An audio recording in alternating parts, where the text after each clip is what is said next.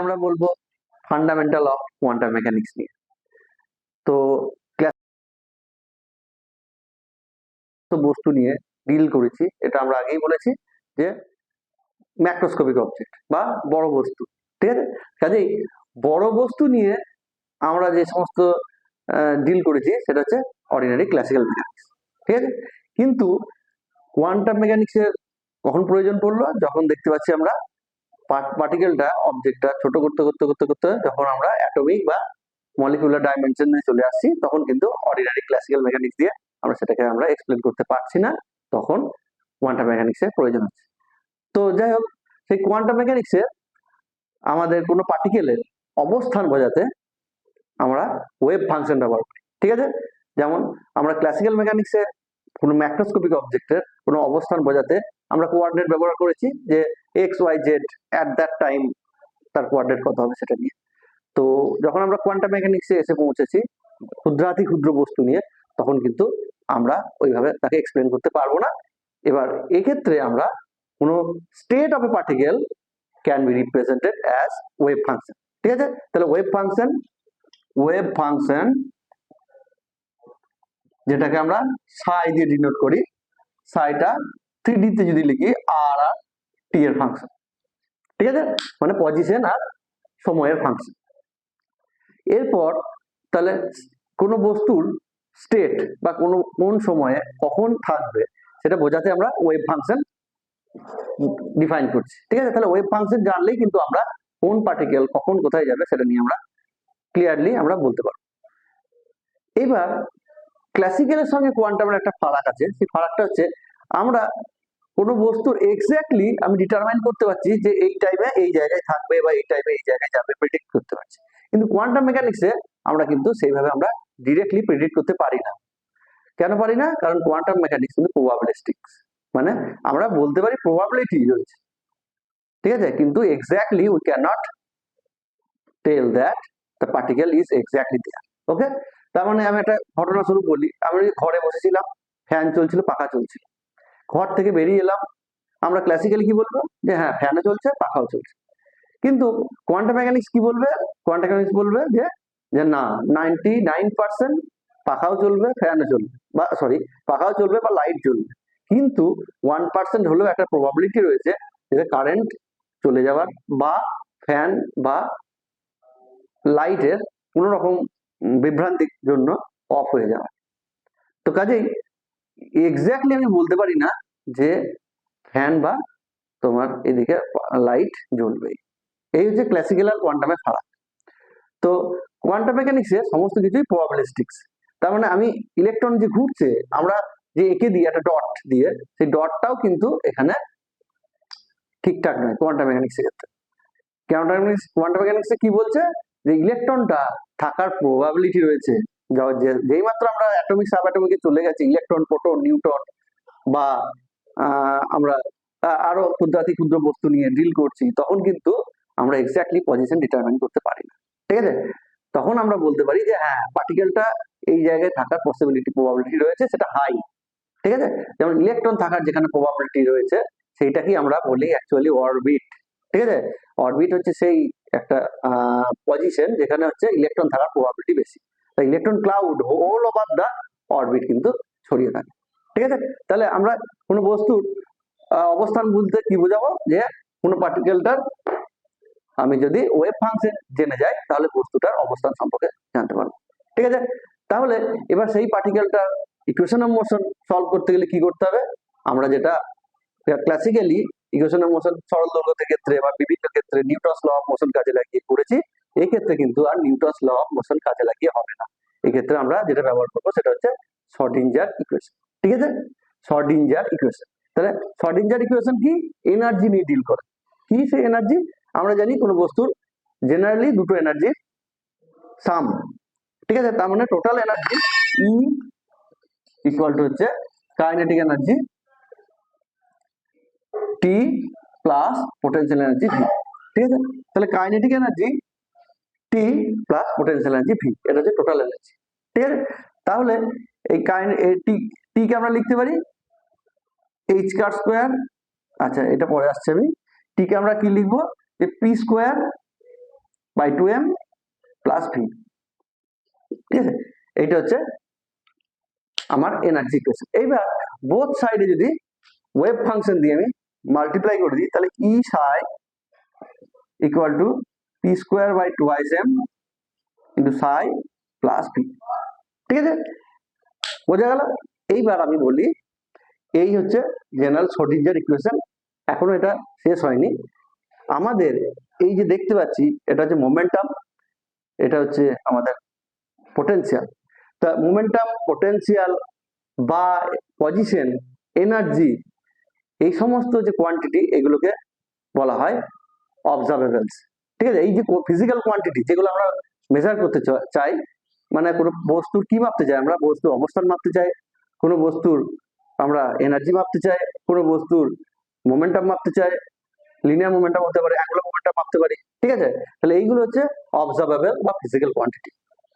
তো physical quantity বা observable যেগুলো আমরা ক্লাসিক্যাল মেকানিক্সে পড়েছি, সেইগুলো কিন্তু কোয়ান্টাম মেকানিক্সে হয়ে যাবে আমাদের অপারেটর। ঠিক আছে, operator is slightly different from observables. ঠিক আছে, কি এক্ষেত্রে আমরা সেই ফিজিক্যাল কোয়ান্টিটিটাকে যেটাকে মাপতে চাই, ঠিক আছে, সেটা মাপতে গেলে আমরা কি করতে হবে, সেই অপারেটরটাকে ওয়েভ ফাংশনের উপর অপারেট করাতে হবে। অপারেট করার পর যে ভ্যালুটা আসবে এবং সেই ওয়েভ ফাংশনটা রিটার্ন আসবে, ঠিক আছে, সেটা হবে আমাদের আইগেন ভ্যালু ইকুয়েশন। তার মধ্যে যে আইগেন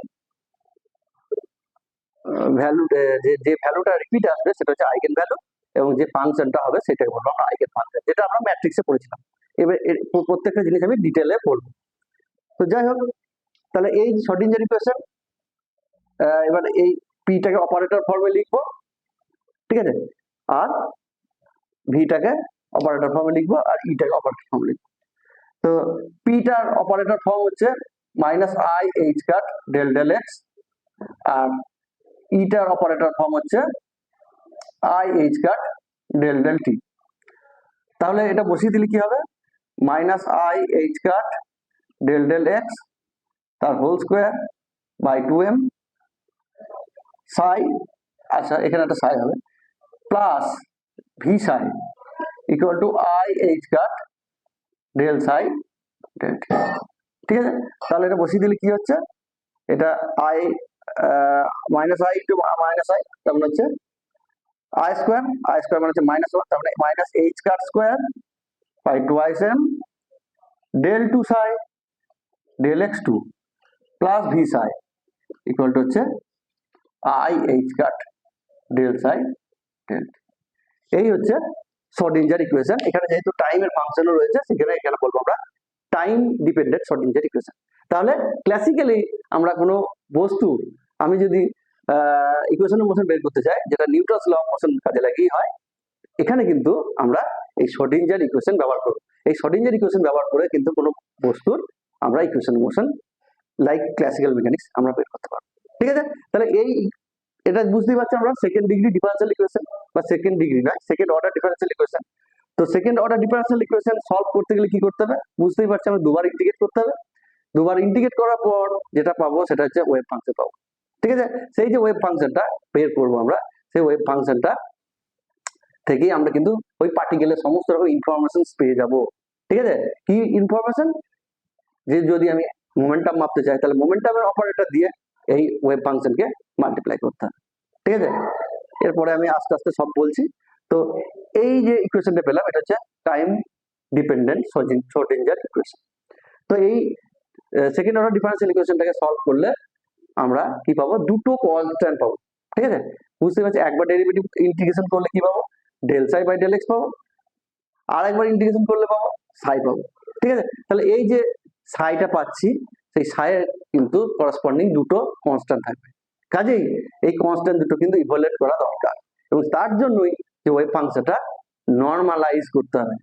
ঠিক আছে, তাহলে যে ওয়েভ ফাংশনটা পাবো, সেই ওয়েভ ফাংশনটা কিন্তু নরমালাইজ থাকবে না, কনস্ট্যান্টের মান বসিয়ে যেটা পাবো সেটা হচ্ছে নরমালাইজড ওয়েভ ফাংশন। ঠিক আছে, তো এই যে ওয়েভ ফাংশনটা পাবো, সেই ওয়েভ ফাংশনে কি কি ক্রাইটেরিয়া হবে, কারণ বুঝতে পারছি ওয়েভ ফাংশনের ফার্স্ট ক্রাইটেরিয়া হবে wave function must be single valued.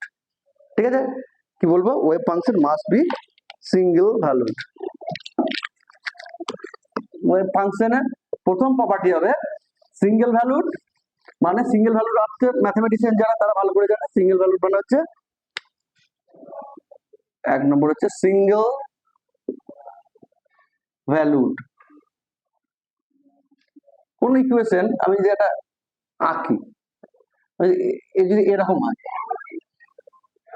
ঠিক আছে তাহলে কি হবে দেখা যাচ্ছে একটা পার্টিকুলার এই দিক বরাবর যদি আমি টাইম এদিক বরাবর যদি আমি পজিশন আঁকি তাহলে একটা পার্টিকুলার টাইমে এই পজিশনটাও রয়েছে আবার সেই টাইমে আমি বলতে পারি এই পজিশনটাও রয়েছে তাহলে এটা কিন্তু সিঙ্গেল ভ্যালুড নয় তাহলে কাজেই এই ইকুয়েশনটা কিন্তু সিঙ্গেল ভ্যালুড ইকুয়েশন নয় তাহলে সিঙ্গেল ভ্যালুড হতে গেলে কি হবে তাহলে যে কোনো ইনস্ট্যান্টে তার কিন্তু আলাদা আলাদা ভ্যালু হতে হবে তাহলে এই শর্ত কিন্তু মেনে চলবে প্রথম সেকেন্ড শর্ত হচ্ছে এই সাইটা নিশ্চয়ই ইন্টিগ্রেবল হবে ইন্টিগ্রেবল হতে মানে ইন্টিগ্রেশন করতে হবে তা নইলে second degree differential equation second order differential equation solve করা যাবে না তাহলে ইন্টিগ্রেশন করার পর আমরা সাই পাবো এবং যে ইন্টিগ্রেশন হতে ইন্টিগ্রেটেবল হতে গেলে তারা নিশ্চয়ই ওয়েভ ফাংশনটাকে কন্টিনিউয়াস হতে হবে ঠিক আছে তাহলে কন্টিনিউয়াস হতে হবে এবং তার সঙ্গে সঙ্গে ডিফারেন্সিয়েবল হতে হবে তাহলে তিনটে কন্ডিশন পেলাম একটা হচ্ছে সিঙ্গেল ভ্যালু দুই নম্বর হচ্ছে কন্টিনিউয়াস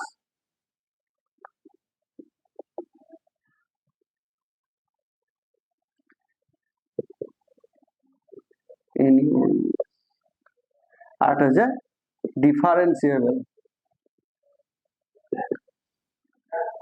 ঠিক আছে তাহলে এতগুলো শর্ত মানতে হবে ঠিক আছে তাহলে কাজে শুধুমাত্র সাইকে কন্টিনিউয়াস হলেও হবে না তার সঙ্গে সঙ্গে যেহেতু সেকেন্ড ডিগ্রি ইকুয়েশন তার সঙ্গে সঙ্গে আরেকটা কথা এটা লিখে দিই সাই এন্ড তার সঙ্গে del psi by del x দুটোকেই কন্টিনিউয়াস হতে হবে কারণ হচ্ছে আমার ইকুয়েশনটা second order del two psi by del x two equation একবার ইন্টিগ্রেশন করে যেটা পাবো সেটা হচ্ছে del x del psi del x del psi del x তো কাজেই শুধু সাইকে কন্টিনিউয়াস হলেও হবে না তার সঙ্গে সঙ্গে del psi by del x কেও কিন্তু কন্টিনিউয়াস হতে হবে ঠিক আছে এই হচ্ছে criteria for a suitable wave function তাছাড়াও আর একটা অ্যাডিশনাল ক্রাইটেরিয়া বলা যায় যেটা হচ্ছে ওয়েভ ফাংশনটা কিন্তু ফাইনাইট হবে বা জিরো হবে অ্যাট এক্স টেন্ডস টু ইনফিনিটিতে মানে অসীমে গিয়ে সে ওয়েভ ফাংশনটা ভ্যানিশ করে যাবে ওকে তো এই হচ্ছে আমার ওয়েভ ফাংশনের শর্ত এইবার এই ওয়েভ ফাংশন তো পেলাম এবার আমরা অপারেটর কি কারণে ব্যবহার করব ওয়েভ ফাংশন পেয়েছি এবার ওয়েভ ফাংশন বলতে আমরা physical state of the particle পেয়েছি ঠিক আছে এবার ফিজিক্যাল স্টেটের মধ্যে মেজারেবল কোয়ান্টিটি যেগুলো মোমেন্টাম পজিশন এনার্জি এইগুলো মাপতে গেলে কি দরকার এগুলো মাপতে গেলে অপারেটর দরকার ঠিক আছে তাহলে প্রত্যেকটা ফিজিক্যাল কোয়ান্টিটির করসপন্ডিং অপারেটর রয়েছে ঠিক সেটাকেই বলছি আমরা অপারেটর ইন কোয়ান্টাম মেকানিক্স ঠিক আছে তাহলে কি কি অপারেটর রয়েছে আর একটা মেন বক্তব্য হচ্ছে অপারেটর গুলো অবভিয়াসলি লিনিয়ার হবে লিনিয়ার বলতে যে কোনো একটা অপারেটর এটা আমি এক্সাম্পল দিয়ে দেখাই অপারেটর কি যেমন আমি একটা ধরছি মানে এর সঙ্গে কিন্তু কোনো ফিজিক্সের সম্পর্ক নেই এটা পুরো ম্যাথমেটিক্যাল একটা ব্যাপার কি আমি একটা ধরছি যে অপারেটর ওকে ডিডিএক্স ওকে ডিডিএক্সটা হচ্ছে একটা অপারেটর আর কার উপর অপারেট করছে সাইটার ভ্যালু হচ্ছে আমার ফার্স্ট ধরছি ই টু দি পাওয়ার এক্স ঠিক আছে তাহলে এই অপারেটরটা যদি এই ওয়েভ ফাংশনের উপর অপারেট করায় তাহলে যেটা আসবে ddx of E two the power x তাহলে হচ্ছে এ ই টু দি পাওয়ার এক্স আমরা দেখতে পাচ্ছি আমরা কি সাই কাকে ধরেছিলাম ই টু দি পাওয়ার এক্স কে আবার পুনরায় সাইটা চলে আসছে এ সাই তাহলে O of psi equal to A of psi তাহলে আমি কি বলতে পারি this operator can be represented as A ঠিক আছে বা আমরা কি বলতে পারি যে this is a eigen value equation ঠিক আছে আইগেন ভ্যালু ইকুয়েশন মানে কোনো অপারেটর কোনো ওয়েভ ফাংশনের উপর বা কোনো ফাংশনের উপর অপারেট করে সেই ফাংশনটা ফিরে আসে উইথ সাম কনস্ট্যান্ট ভ্যালুস ঠিক আছে this equation can be tell eigen value equation okay তা এই আইগেন ভ্যালু ইকুয়েশনের সাইটা হবে আইগেন ফাংশন এবং এই যে এটা দেখতে পাচ্ছি এটা হবে eigen value of the operator okay তো কাজেই আমাদের কোনো ফিজিক্যাল যে কোয়ান্টিটি তার করসপন্ডিং একটা অপারেটর আছে সেই অপারেটরের সেই ফিজিক্যাল কোয়ান্টিটি যদি আমি ভ্যালু পেতে চাই, এক্সপেকটেশন ভ্যালু বা ক্লাসিক্যাল ভ্যালু পেতে চাই, তাহলে সেই অপারেটরকে অপারেট করাতে হবে সেই যে পার্টিকেলটার স্টেট এক্সপ্লেন করছে ওয়েভ ফাংশন, সেই ওয়েভ ফাংশনের উপর চাপাতে হবে। অপারেট করানোর পর যেটা ফিরে পাবো আমরা, this is the value of operator. তাহলে এটা যদি মোমেন্টাম হতে পারে, পজিশন হতে পারে, ঠিক আছে, তাহলে আমরা সেইটা তার হবে আইগেন ভ্যালু। ওকে, তাহলে কি কি কোয়ান্টাম মেকানিক্স অপারেটর রয়েছে এটা আমরা বলি পরপর। প্রথম অপারেটর যেটা রয়েছে সেটা হচ্ছে পজিশন অপারেটর, ঠিক আছে।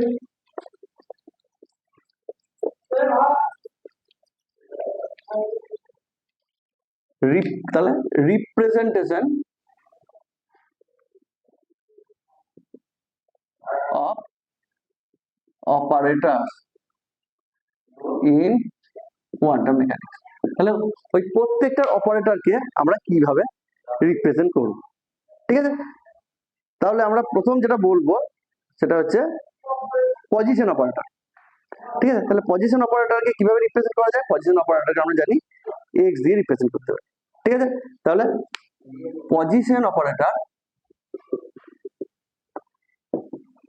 রিপ্রেজেন্ট করছি যেটা এক্স, এক্সটা। মোমেন্টাম অপারেটর মানে লিনিয়ার মোমেন্টাম,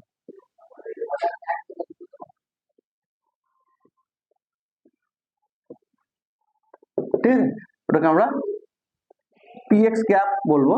সেটা রিপ্রেজেন্টেশন হচ্ছে minus I H cut delta x, ঠিক আছে। তাহলে আমরা লিনিয়ার মোমেন্টামকে যদি মানে কোনো অবজেক্টের আমরা লিনিয়ার মোমেন্টাম বের করতে চাই তাহলে কি করতে হবে? তাহলে আমাদেরকে এই পিএক্স বা minus I H cut del del x অপারেটরটা আমাদের ওয়েভ ফাংশন সাই এর উপর অপারেট করাতে হবে। সেটা অপারেট করার পর যেটা আমরা আসবে সেটা হচ্ছে আইগেন ভ্যালু, সেটাই হচ্ছে মোমেন্টামের বা লিনিয়ার মোমেন্টামের আইগেন ভ্যালু। ওকে, ঠিক এটা রিপ্রেজেন্টেশন হচ্ছে এক্স। তাহলে পজিশনের রিপ্রেজেন্টেশন হচ্ছে এক্স, মানে যেটা নর্মাল আমরা ক্লাসিক্যালি পজিশন পাই, কিন্তু লিনিয়ার মোমেন্টামের রিপ্রেজেন্টেশন হচ্ছে minus I H cut delta x, ঠিক আছে। আচ্ছা, এরপরে রয়েছে কি kinetic energy, kinetic energy operator, ঠিক আছে। এটাকে কিভাবে রিপ্রেজেন্ট করতে পারবে? এটা কিন্তু এখান থেকেই চলে আসবে। এটা কিভাবে আসবে? আমরা জানি কাইনেটিক এনার্জি মানে পি, আমি শুধুমাত্র ওয়ান ডাইমেনশনের ক্ষেত্রে লিখছি, ঠিক আছে। P x square by 2m, না হাফ এম বি স্কোয়ার কে লিখলে হবে P x square by 2m। এটা যদি পুট করে দিই তাহলে হবে minus I H cut del del x তার whole square by twice m. তার মানে হচ্ছে এটা হয়ে যাবে minus h cut square by 2m into del two del x. এটা হচ্ছে কাইনেটিক এনার্জি অপারেটরের রিপ্রেজেন্টেশন। ওকে, এরপর যেটা লিখবো সেটা হচ্ছে টোটাল এনার্জি। তাহলে টোটাল এনার্জি মানে আমরা আগেই বলেছি যে কাইনেটিক এনার্জির সঙ্গে মানে h square square by 2m del two del x two, তার সঙ্গে পজিশন সরি আমাদের পোটেনশিয়ালটা অ্যাড হবে, ঠিক আছে। তাহলে এটা হচ্ছে আমাদের টোটাল এনার্জি। তার সঙ্গে যেটা বাকি রইলো সেটা হচ্ছে লিনিয়ার মোমেন্টাম পেয়েছি, হচ্ছে অ্যাঙ্গুলার মোমেন্টাম, অ্যাঙ্গুলার মোমেন্টাম। তাহলে অ্যাঙ্গুলার মোমেন্টাম যেটাকে আমরা L x L y L z দিয়ে লিখি, ঠিক আছে। তারপর আমরা শুধু একটা কম্পোনেন্ট লিখছি মানে শুধু লিখলাম এল এক্স ইকুয়াল টু যেটা হবে সেটা হচ্ছে আই এইচ কাট, ঠিক আছে, Y del del Z minus Z del del Y. এটা হচ্ছে আমাদের অ্যাঙ্গুলার মোমেন্টামের ইকুয়েশন। বলে এটা কোথা থেকে এলো? এটা জেনারেল, যেটা আমরা জানি L equal to r cross p. এটা করে ফেলবে, এটার ভ্যালু বসিয়ে দেবো i j k x Y z, আর পি এক্স হচ্ছে minus I h cut del del x minus I h cut del del y minus I h cut del del z. এটা যদি আমরা ডিটারমিনেন্টটাকে যদি ভেঙে ফেলি তাহলে আমরা এটা পেয়ে যাবো, ঠিক আছে। This are the representations of operator, ঠিক আছে। তাহলে অপারেটর রিপ্রেজেন্টেশন আমরা পেয়ে গেলাম। তো এরপরে একটা যে ঘটনা বলবো সেটা হচ্ছে কমিউটেটর ইন কোয়ান্টাম মেকানিক্স।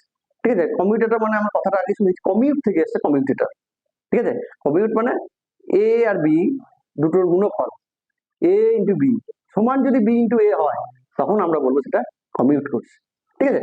ঠিক তেমনি কোয়ান্টাম মেকানিক্সের সমস্ত অপারেটর গুলো কিন্তু সব সময় কমিউট করে না। মানে একটা অপারেটর আর একটা অপারেটর, ঠিক আছে, সেটা ওয়েভ ফাংশনের উপর অপারেট করছো, এ বি দুটো অপারেটর, একটা এ ইন্টু বি তারপর সাই চাপালে, বা বি ইন্টু এ তারপর সাই চাপালে অলওয়েজ কিন্তু এক হবে না। উদাহরণস্বরূপ আমরা যদি বলতে পারি যে সুইমিং পুল, সুইমিং পুলে জল ভরা আর একটা উঁচু জায়গা থেকে জাম্প করে সেই সুইমিং পুলে জাম্প দেওয়া, দুটো কি এক হবে? হবে না। কারণ হচ্ছে একটা ফার্স্ট অপারেটর হচ্ছে সুইমিং পুলে জল ভরা, আর সেকেন্ড অপারেটর হচ্ছে জাম্প করা, ঠিক আছে।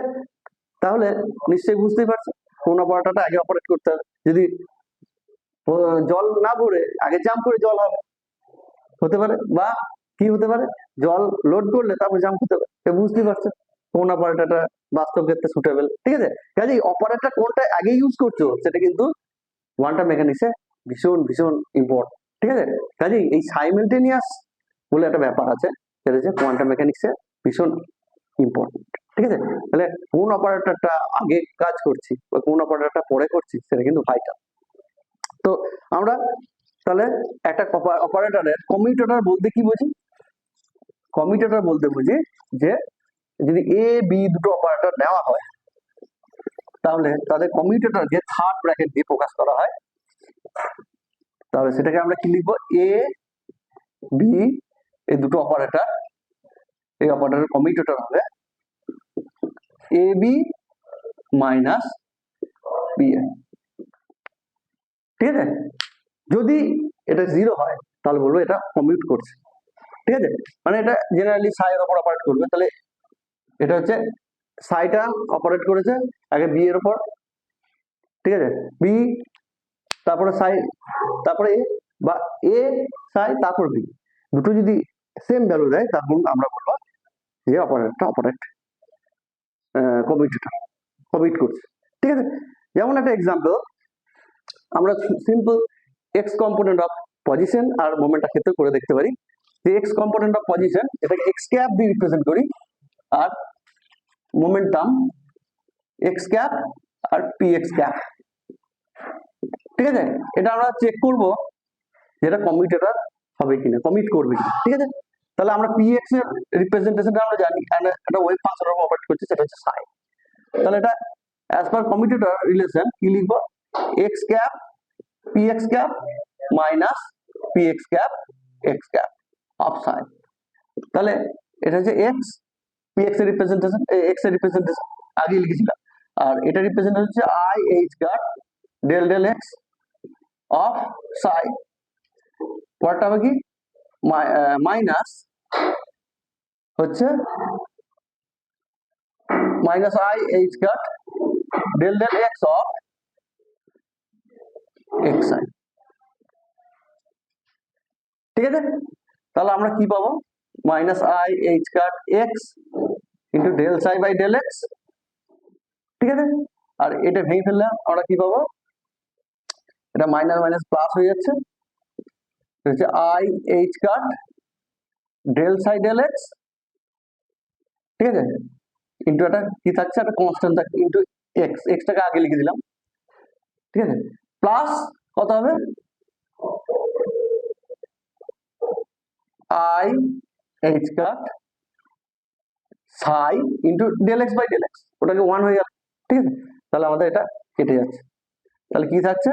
আই এইচ কাট সাই, ঠিক আছে। তাহলে x cap P x cap এই দুটো অপারেটরের কমিউটেটর, ঠিক আছে, হচ্ছে কি বোথ সাইডে যদি সাইটাকে উঠিয়ে দাও তাহলে হবে কি x P x commutator will be equal to i H cut, ঠিক আছে।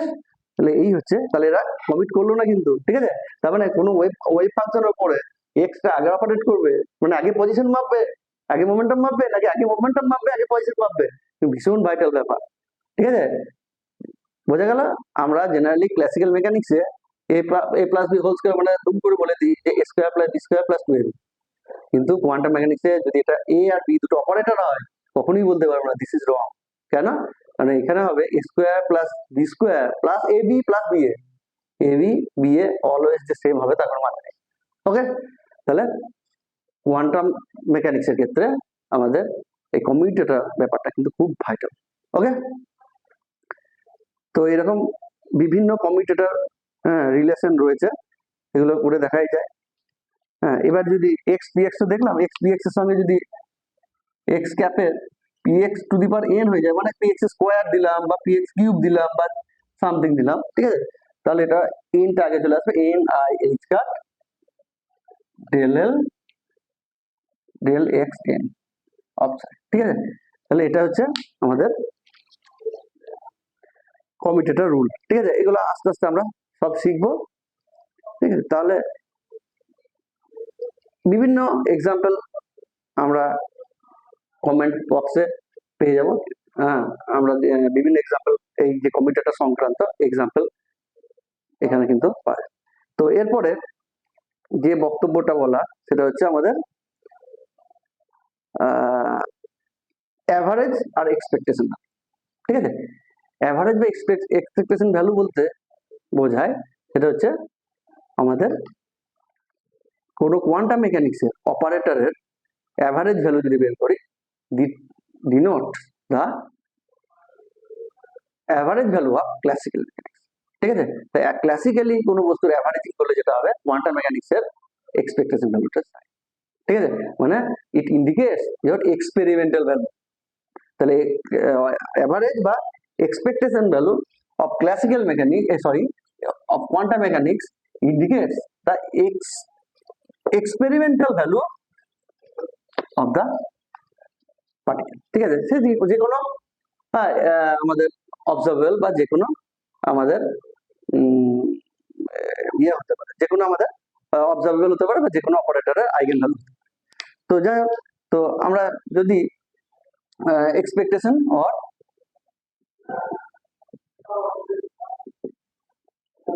average value, তাহলে এক্সপেকটেশন বা average value of operator indicate করছে এক্সপেরিমেন্টাল ভ্যালু অফ দ্য অবজারভেবলস।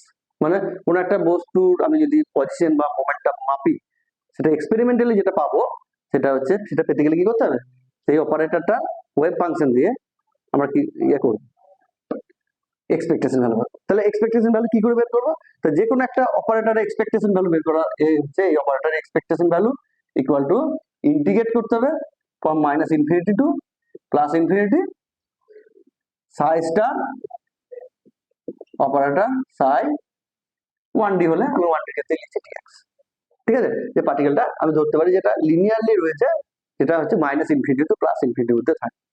এবার যদি এটা 3D হয়, এটা ডিটাও বা ডিভি করে দিতে পারে, ঠিক আছে। তো কাজে এবার যদি পজিশন হয়, পজিশনের ক্ষেত্রে কি হবে, পজিশন ক্ষেত্রে কি হবে, আর এর এক্সপেকটেশন, ঠিক আছে, এটা হয়ে যাবে প্লাস ইনফিনিটি সাই স্টার আর সাই, এটা যেহেতু 3D লিখছি এটা আমি ডিআর লিখে দিলাম, ঠিক আছে, বা ডিআর লেখার দরকার নেই, ডিটাও লিখে দিই, এটা হচ্ছে ভলিউম, ঠিক আছে।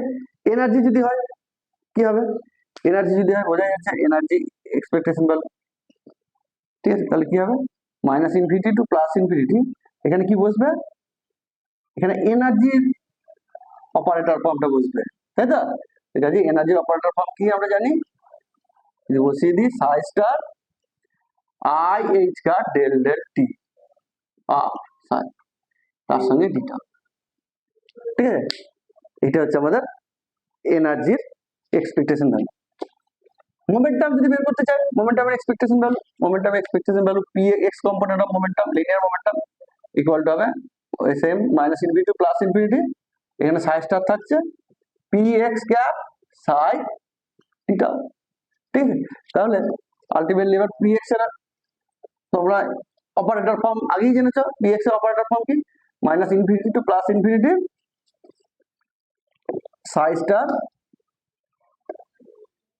Minus I H cut del del X psi ডিটা, ঠিক আছে। তাহলে ওয়েভ ফাংশনটা কমপ্লেক্স কনজুগেট নিতে হবে। কমপ্লেক্স কনজুগেট মানে আমরা জানি যে ইমাজিনারি যদি ফাংশন থাকে আই থাকে, তাহলে আইটা হয়ে যাবে মাইনাস আই, ঠিক আছে।